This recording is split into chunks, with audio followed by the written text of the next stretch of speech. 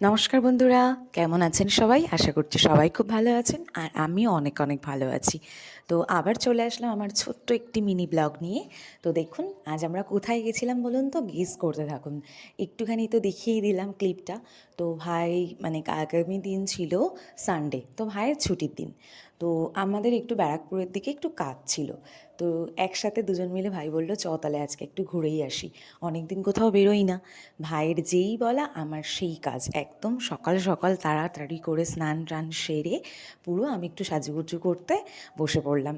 আর মেয়েরা একটু বাইরে বেরোবো আমরা, আর একটু সাজবো না তা তো হয় না বলুন। অনেক সাজিনি, যেহেতু সকাল সকাল বেরোবো তাই জন্য হালকা একটু মুখে মেকআপ করে আর সামান্য একটু লিপস্টিক, কাজল আর একটা ছোট্ট টিপ, একদম রেডি দেখুন আমি।